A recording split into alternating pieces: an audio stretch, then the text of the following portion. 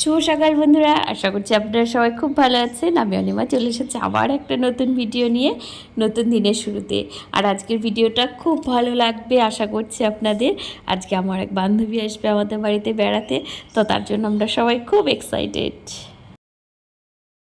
কি ঠিক আসবে, একটু পরেই আসবে। আর তোমরা যদি দুষ্টুমি করো তাহলে আসবে না বলেছি, ভালো হবে।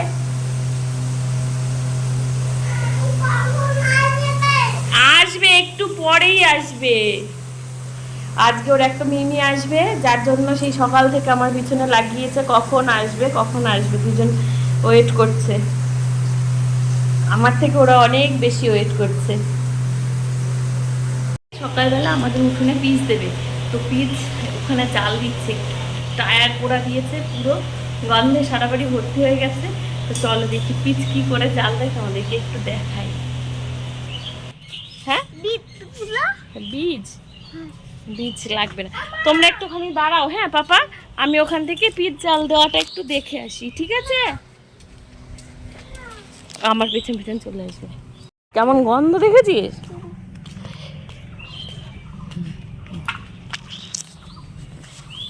বাবা গো, খুব গন্ধ। এই যে এখানে পিচ জাল হচ্ছে। আর যাবি না, এদিকে যাবি না। ওই দেখো কি করে পিচ ঢালছে, এই পিচটা।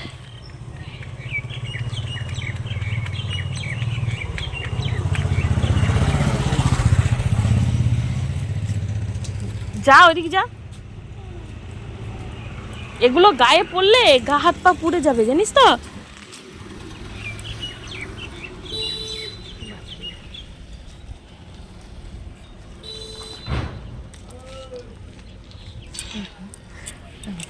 আমাদের উঠোনে আজকে মানে পিস দেবে, তো উঠোনে ধান ছিল সেগুলো তুলে নিয়ে গেল। আর ওরা চলে এসেছে, ওর ছেলে কিন্তু আমাদের কাছে। আদিকে আমি আগেই নিয়ে এসেছি, আর ওরা এক্ষুনি এলো, তাই ভাবলাম ক্যামেরা একটু অন করি। তো খাওয়া দাওয়া হয়ে গেছে। খাওয়া দাওয়াতে অনেক কিছুই ছিল।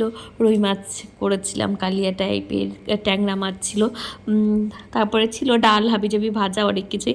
খাওয়া দাওয়াটা তেমন ম্যাটার করছে না, ম্যাটার করছে যে এতদিন পর বান্ধবী এসেছে, তার সাথে জমিয়ে গল্প করব, ব্যাস।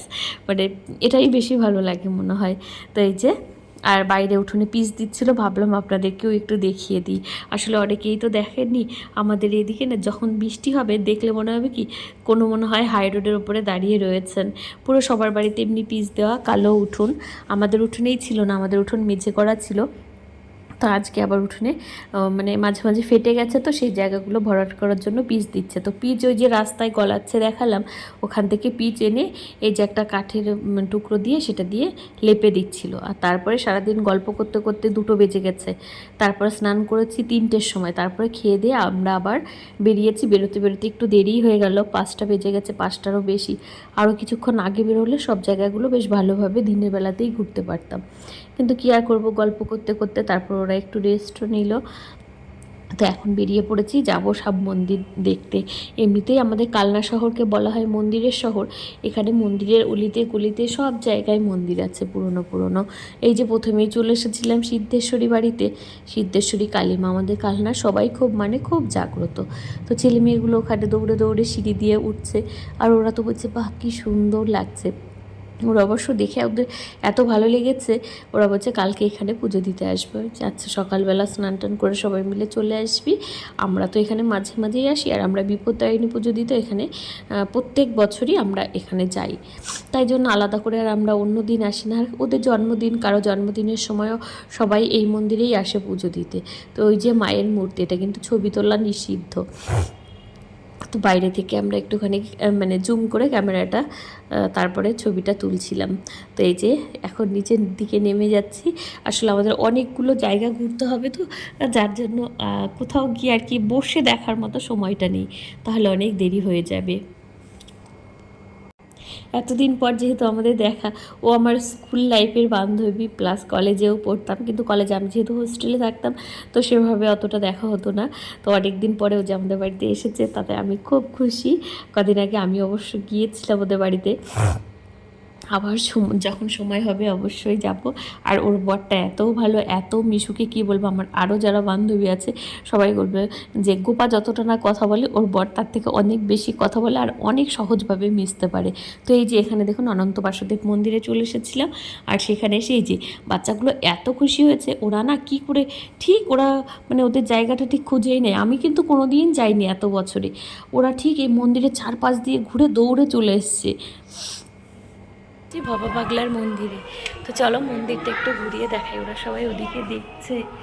খুব সুন্দর মন্দিরটা, আমি ক্যামেরাটা ঠিক করে ধরতে পারি না তো যার জন্য। কি ও বাবা, তাই দেখছি দেখছি লাগছে। হ্যাঁ দিয়া দিয়ান তো এই অ্যাকুরিয়ামের মাছগুলো দেখে এত খুশি হয়েছে কি বলবো। আর এই হলো সেই ভবা পাগলার মেলা, মেলা না মন্দির। এখানে আর কদিন পরে বৈশাখ মাসের শেষে কিংবা কবে যেন মেলা হয়, খুব বড় একটা মেলা হয়।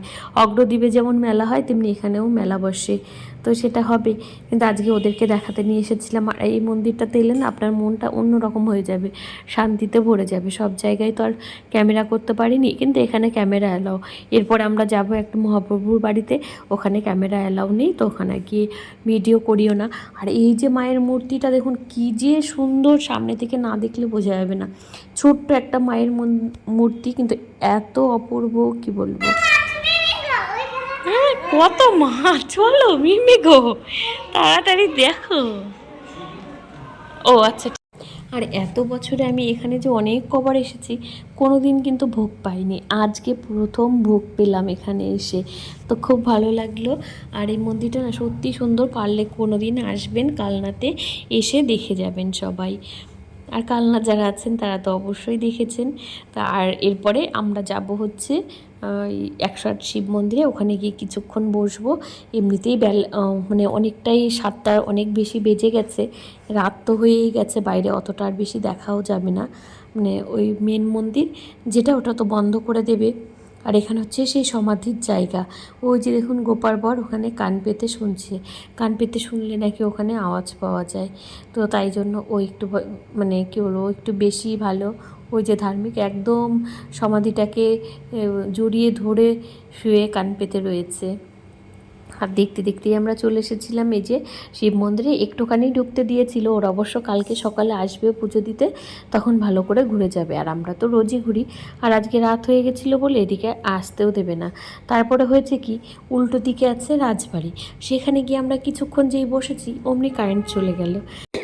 আসলে কাউকে যখন ঘুরতে নিয়ে আসা হয়, তাকে যদি ভালোভাবে না দেখানো যায় না, নিজের মনেই কেমন যেন একটা লাগে। তো কী আর করা যাবে, আমাদের সব কিছু ঘুরতে একটু দেরি হয়ে গেছিলো। কালকে ওরা আসবে তখন ভালো করে দেখে যাবে। আর এখন আমি যাব, ওদেরকে পাঠিয়ে দিয়েছি ওইদিকে রাজবাড়ির ভেতরে, ওরা একটু বসেছে। আমি যাচ্ছি বাচ্চাদের জন্য কিছু খাবার দাবার কিনে নিয়ে আসি। রাস্তায় এমনিতেই প্রচণ্ড ভিড়, আর ওরা দৌড়াদৌড়ি করবে, তাই জন্য বললাম তোরা বস যা। তো আমি যাচ্ছি, ওদের জন্য একটু চিপস, কোল্ড ড্রিঙ্কস, আমাদের জন্য, ওদের জন্য একটু ফুটি নেব, আর দেখি একটা কেক টেক যা পাই সেগুলো নিয়ে নেব। তো এখানে এসে পেয়েছিলাম ঝুরি ভাজা, যেটা খেতে আমার খুব ভালো লাগে। আর ঝুরি ভাজাটা এত সুন্দর ছিল, পুরো খাস্তা ছিল, তো তার জন্য আরও বেশি ভালো লেগেছে। ওই দেখুন আমার একটা অ্যাপি নিয়েছি, কটা ফুটি নিয়েছি, ওদের জন্য ক্যাডবেরি, আর আমাদের জন্য ঝুরি ভাজা নিয়েছি। তো এবার চলে যাই। এই যে ঝুরি ভাজাগুলো দেখুন, যেগুলোর কথা আমি বলছিলাম, খুব সুন্দর ছিল। তো আর বাড়ি আসার পথে ওরা মিষ্টি খাবে বলেছে, ওদের জন্য মিষ্টি নেওয়া হয়েছিল। আর বাড়ি আনার জন্য 3টে কী যেন এগ রোল, 2টো পকোড়া, কটা ভেজিটেবল চপ, এইসব নিয়ে আমরা বাড়ি চলে এসেছিলাম। বাড়িতে এসে ওগুলো খাওয়ার পরে আর মনে হচ্ছিল না যে অন্য খাবারগুলো খাই। আসলে বাইরে গেলে না ঘোরাঘুরি করতে করতে টুকটাক টুকটাক না খেলেও যেন ভালো লাগে না। আমরা এমনভাবেই অভ্যস্ত যে বাইরে বেরিয়েছি মানেই খাবো, কিন্তু ওরা আবার ফাস্ট ফুডের থেকে ওই মিষ্টি ওর বরের আর ওর ছেলের বেশি পছন্দের জিনিস ছিল, তো ওরা ওটাই খেয়েছিল। আর এই যে দেখুন ভেতরের দিকটা এত সুন্দর, এটা হচ্ছে রাজবাড়ি। ওদেরকে তো অনেকক্ষণ আগেই পাঠিয়ে দিয়েছিলাম ভাগ্যিস, নাহলে কারেন্ট যখন চলে গেছিলো তারপরে হয়তো কিছুই দেখতে পারতো না, তখন ভালোও লাগতো না।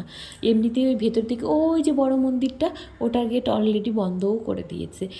আসলে ওই দিকটা অন্ধকার তো, আর লোকজন প্রচুর ঢুকে যায়, আর ইয়াং ছেলে মেয়েরাও ঢুকে যায়, যার জন্য ওই গেটটা তাড়াতাড়ি বন্ধ করে দেয়। আর এই দিকটাতে এই জায়গাটা বেশি পছন্দের জায়গা। এটা নাকি আগে কি যেন ছিল, ওখানে বসে নাচ টাচ হতো আর কি, তেমনই শুনেছিলাম, জানি না আদৌ কি। তো জায়গাটা কিন্তু বেশ সুন্দর, দেখুন আগেকার জিনিসগুলো না সত্যি একটু অন্যরকমই ছিল। তো আমরা দুই বান্ধবী মিলে একটু ছবি তুলে নিচ্ছিলাম। ওর বড় অবশ্য আগেই আমাদেরকে ছবি তুলে দিয়েছিল, আর আমি না এই এডিট করার সময় ফিল্টার লাগাতে পারি না, তার জন্য রিয়েল ক্যামেরাতে যেমন দেখতে তেমনই লাগছে, অত ঝকঝকে চকচকে ছবি আমি বানাতেও পারি না। তো যাই হোক, ভিডিওটা দেখতে যদি আপনাদের কোনো কিছু একটু ভালো লাগে তাহলে আমার চ্যানেলটা সাবস্ক্রাইব করে আমার পাশে থাকবেন। সবাই খুব ভালো থাকবেন, সুস্থ থাকবেন আর আনন্দে থাকবেন। তো এই যে দেখুন এনে খাবার দাবারগুলো দিয়েছিলাম, বাচ্চারা খুব খুশি হয়েছিল। তো তারপরে নিয়ে এসেছিলাম এই যে আমাদের অম্বিকা মিষ্টির দোকানে ওদেরকে। এই দোকানের মিষ্টি কিন্তু বেশ ভালো খেতে, আর ওরা যেহেতু মিষ্টি খাবে বলেছে, মিষ্টি পছন্দ করে, তো এই যে আমার বিয়ান নিয়েছে একটুখানি বোঁদে, ওর এত পছন্দের জিনিস ছেড়ে ওর খেতে ইচ্ছা করেছে বোঁদে। আর ওর ছেলে খাবে হচ্ছে এই যে মিহিদানা নিয়েছে, আর এটা হচ্ছে সীতাভোগ, এটা হচ্ছে অন্য দোকান, কিন্তু এটা হচ্ছে কালনা সুইটস, মানে এটা দ্বিতীয় দোকানের। তো ওর বর বলছিল আমাদেরকে একটু ছবি তুলে দাও এই জিনিসগুলো নিয়ে, আমি বলছি অবশ্যই, কেন নয়। তো এই যে এটা কিন্তু আলাদা দোকান, দেখুন সব দোকানের যেটা যেটা ভালো সেটা একটু টেস্ট করে দিচ্ছিল আর কি। দিয়ে পরে অবশ্য আসার সময় আমি আরেকটা দোকান দেখিয়েছিলাম যে এখানেও কিন্তু আছে, ও আর দাঁড়ায়নি। ওর পর এত মিশুকে আবারও বলছি, আর মিষ্টির দোকান দেখলে কিন্তু সবার ভালোই লাগে, দেখুন কত রকমের মিষ্টি, কতই না ভালো লাগছে দেখতে। তো সব মিষ্টিগুলো দেখলাম, এখান থেকে আবার বাড়িতে আনার জন্য কিছু মিষ্টি নিয়ে আসা হয়েছিল। আসলে ওরা এসেছে, এত ভালো লাগছে না কি বলবো, খুব ভালো লাগছিল। আর এখানে যে সবার শেষে এসেছিলাম এই রেস্টুরেন্টে, এখানে এসে ওর ছেলে নিয়েছিল একটা ওই যে কী বলে ওটার নামও আমি জানি না, আর এনাদেরকে দুটো চপ দেওয়া হয়েছে, ভেজিটেবল চপ, একটুও খাইনি জানেন তো। শেষে ওই চপগুলো মানে এত খাওয়া হয়েছে আগে পরে যে তারপরে আর কোনো কিছু খেতে ইচ্ছে করছিল না। ওই চপ দুটো শেষে আমরা তিনজনা ভাগ করে খেলাম। ও বলছে তুই খা, আমি বলছি না আমি খাবো না, তুই খা, কারোরই আর খেতে ভালো লাগছিল না। তো যাই হোক, আজকের মতো বিদায় নিচ্ছি, ভালো থাকবেন, সুস্থ থাকবেন।